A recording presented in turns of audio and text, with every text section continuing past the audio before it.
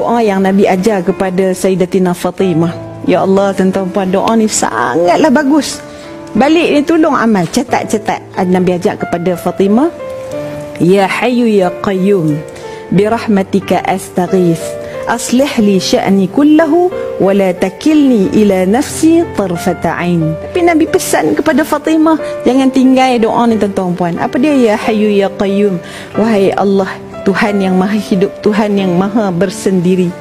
Apa lagi? Berdiri dengan sendiri. Birahmatika astaghith, dengan rahmatmu aku memohon pertolongan. Minta dengan Allah, rendahkan diri, ya Allah, aku minta pertolonganmu. Aslih li sya'ni kullah, perbaikilah untukku urusanku seluruhnya, ya Allah.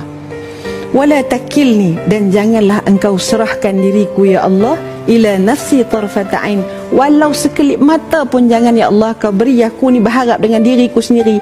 Aku yang urus, aku yang jaga anak aku yang memiliki cinta suami aku yang punya hartaku ini, ya Allah. Janganlah semua ini akhirnya menjadikan kita ini lupa kepada Allah Subhanahu wa taala. Jadi tuan-tuan puan, mudah-mudahan hidup yang kita pinta hari ini adalah hidup yang sedang diuruskan oleh Allah Subhanahu wa taala, sehingga tidak lagi datang kebimbangan, tidak lagi datang kerunsingan. Yang datang hanyalah pengharapan hidup ini aku bertuhankan Allah Subhanahu wa taala.